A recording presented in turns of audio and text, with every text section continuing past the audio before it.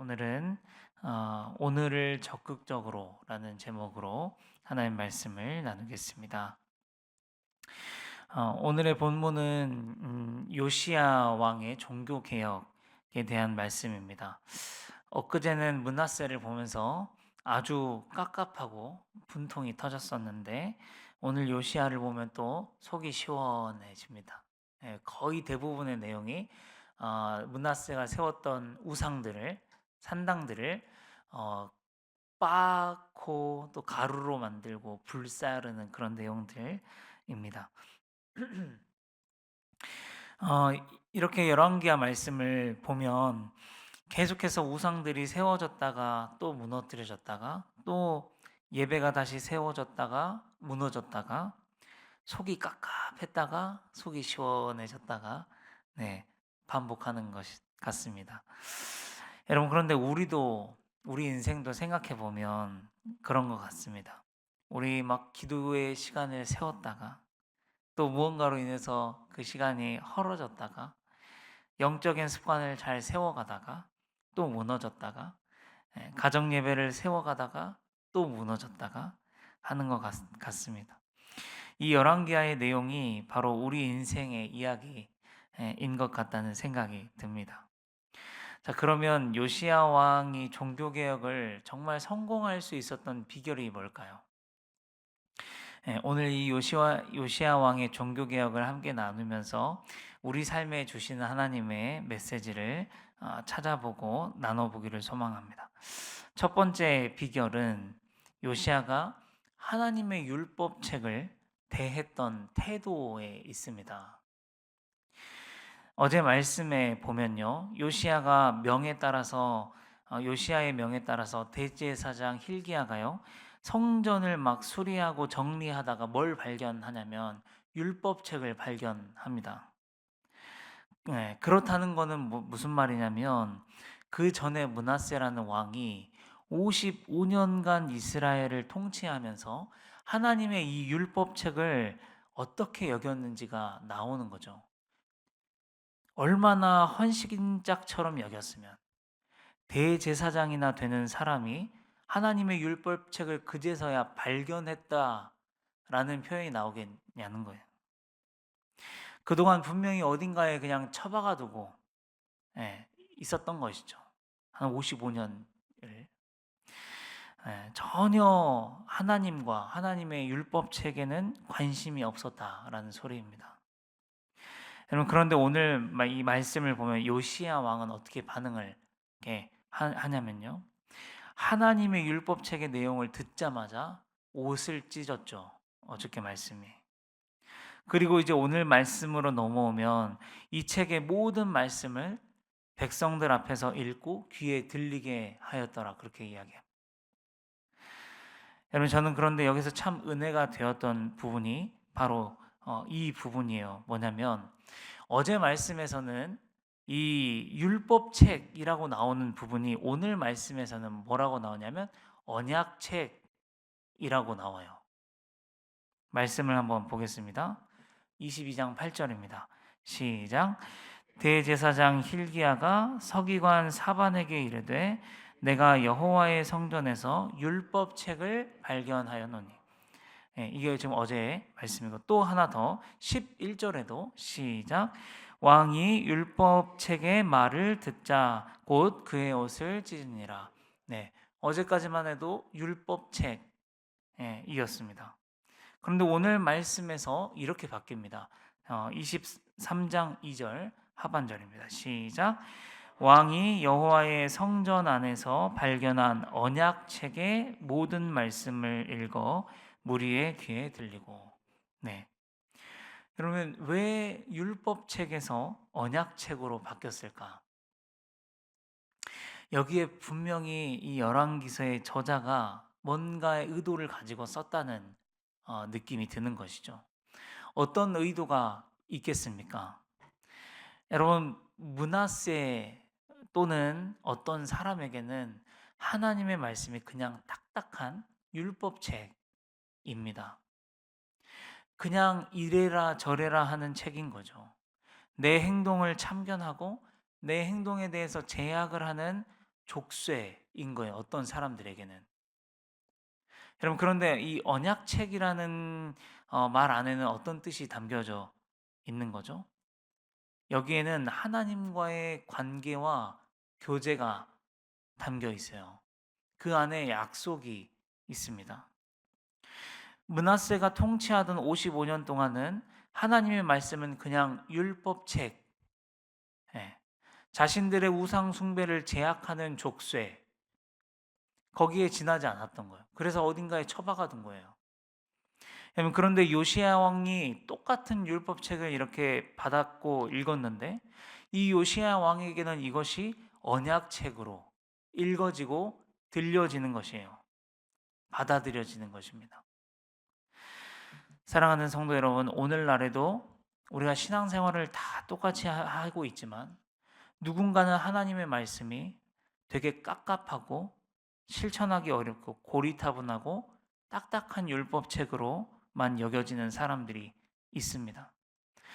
저에게도 한때 그랬던 때가 있었던 것 같아요. 모든 말씀들이 내가 지키기 어려운 말씀이다. 딱딱하다. 도대체 이 말씀은 어떻게 살라는 거야? 또 저 말씀은 도대체 내가 어떻게 행하라는 거야? 여러분 막 이렇게 들릴 때가 있었어요. 이럴 때는 들을 때마다 마음이 불편했던 것 같아요. 마음이 불편하면 계속 불편하면 안 듣죠. 이제 그때부터는 그 뒤로부터는 안 들어요. 불편하니까. 이것은 전혀 하나님의 말씀을 나를 사랑하시고 나를 위하시는 하나님의 말씀으로 들리지 않는 거죠. 하나님과의 관계적인 측면으로 말씀을 받지 못하는 겁니다. 여러분 그런데 또 누군가에게는 이 율법책의 말씀이 언약책이 되어서 마음에 다가온다는 것이죠.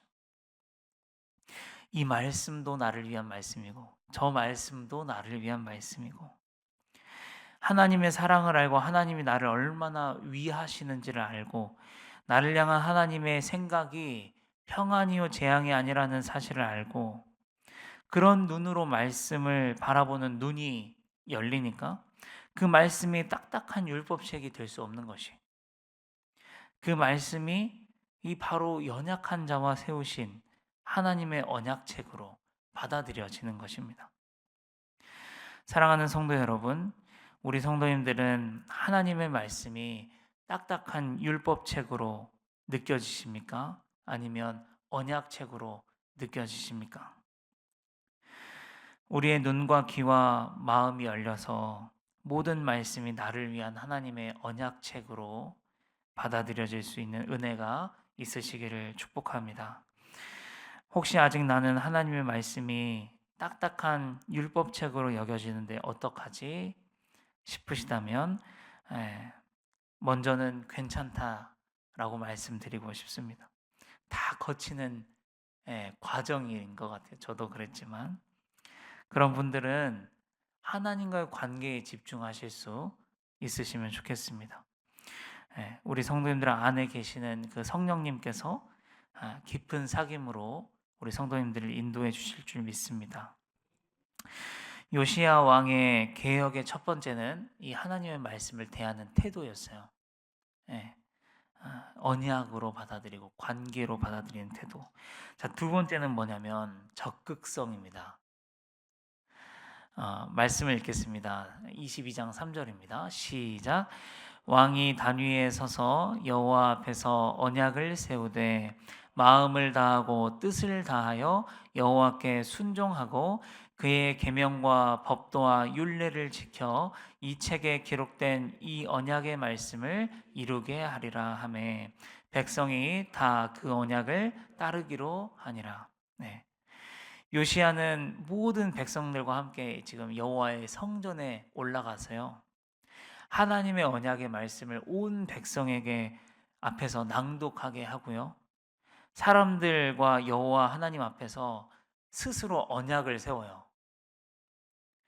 자기는 마음을 다하고 뜻을 다하여 여호와께 순종하고 기록된 언약의 말씀을 이루게 하겠다고 공포합니다. 참 적극적인 거죠. 그렇게 해내고야 말겠다는 의지가 보입니다. 여러분, 우리도 때로는 가족이든 목장 안에서든 공포해야 할 필요성이 있는 것 같습니다. 왜냐하면 나를 잘 믿지 못하겠기 때문이에요. 여러분, 우리가 매번 다짐하지만 실패하는 게 뭐예요? 다이어트, 운동 꾸준히 하겠다는 거, 야식 안 먹겠다는 거, 기도 시간, 개인 예배 시간 확보해 보겠다는 거, 많은 사람들이 실패하는 대표적인 것들입니다. 여러분, 그래서 때로는 정말 우리 마음에 그 정도의 할 마음이 있으면, 내 의지는 약하니까 주변 사람들에게 공포하고 주변 사람들과 함께 시작하는 것도 참 좋은 방법인 것 같습니다. 여러분, 또 어떤 공동체는요, 서로 죄를 고백하게 하는 공동체가 있습니다. 김양재 목사님이 심호하시는 우리들 교회나 유기성 목사님께서 선한 목자교회에 계실 때 예수 동행 훈련의 과정 가운데 내 부끄러운 죄를 서로 꺼내서 고백하게 하는 시간이 있어요. 사람들이 나를 주목하고 있는 곳에서 내 부끄러운 죄를 꺼내고 고백하기가 쉽지는 않지만, 여러분, 그렇게 서로 고백하고 나누면서 도움을 요청하는 겁니다. 내가 이 죄를 끊을 수 있도록 고백하는 것이에요. 때로는 이렇게 공포하는 거예요. 이것을 결단하고 치워버리기 위해서 그렇습니다. 이런 부분이 당연히 쉽지 않습니다. 죄를 고백하는 부분도 그렇고, 내가 이렇게 하겠습니다라고 공포하는 것도, 왜냐하면 그만큼 내가 이걸 이제 공포했으면 지켜야 되잖아요. 말했으니까 사람들 앞에서 책임이 따르기 때문이죠. 그리고 우리 안에 일말의 아쉬움이나 미련이 남아 있기 때문에 쉽지 않아요. 공포하고 죄를 고백하는 게 쉽지 않습니다. 그래서 공포한다는 것은 그만큼 적극적인 우리의 마음과 정말 이걸 해결하겠다는 내 안에 굳은 의지가 필요해요. 여러분, 오늘 요시야는 그런 마음으로 종교 개혁을 했던 것입니다. 나라 안에 있는 므낫세가 세워놨던 모든 왕들을 뿌리 뽑겠다. 예배를 다시 세우겠다. 하나님의 말씀을 순종하겠다. 정말 적극적으로, 정말 굳게 의지를 다지는 거예요. 여러분, 미련을 남겨두지 않는 거예요. 일말의 아쉬움도 남겨두지 않는 거예요. 그만큼 이거를 뿌리 뽑아버리겠다. 이따가 말씀 보니까 가장 자주 나오는 게 헐고 빻아서 가루로 만들어버릴 정도로. 그렇게 굳은 의지를 적극적으로 가지는 것이에요. 여러분, 우리의 신앙에도 이런 마음이 필요하다라는 것입니다. 하나님을 향한, 그리고 내 믿음의 개혁을 향한 적극적인 의지가 필요합니다.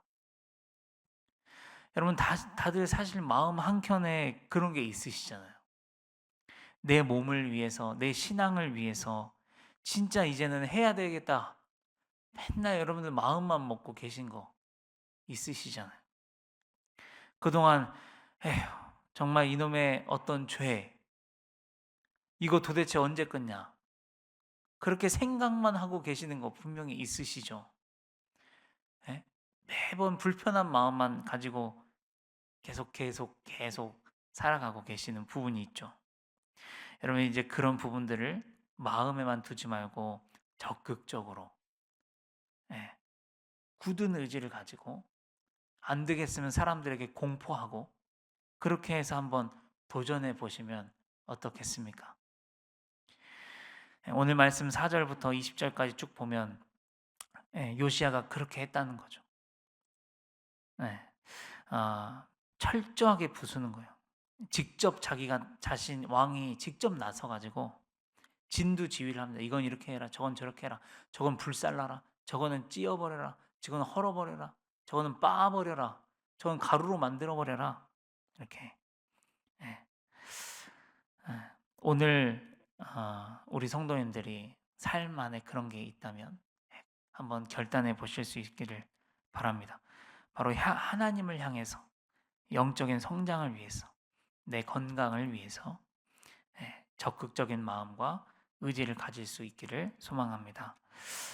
다이어트는 내일부터 아닙니다. 기도는 내일부터 아닙니다. 여러분 여호수아가 무슨 말을 했냐면 여호수아 24장 15절에 이런 말씀을 했어요. 한번 읽어보겠습니다. 시작. 만일 여호와를 섬기는 것이 너희에게 좋지 않게 보이거든 너희 조상들이 강 저쪽에서 섬기던 신들이든지 또는 너희가 거주하는 땅에 있는 아모리 족속의 신들이든지 너희가 섬길 자를 오늘 택하라. 오직 나와 내 집은 여호와를 섬기겠노라. 여러분 언제 택하라? 오늘 택하라. 내일 아니고 오늘 택하라. 지금 택해 버리세요. 네. 그러실 수 있으면 좋겠고 마지막으로 오늘 본문에서 받을 수 있는 또 중요한 교훈 중에 하나는 지도자의 중요성입니다. 지도자가 어떻게 하느냐에 따라서 공동체가 계속 변하잖아요.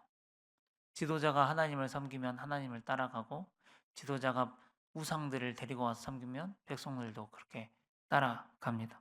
여러분 그런데 여기에서 지도자는요. 교회 안에 있는 어떤 목사님도 지도자이지만요.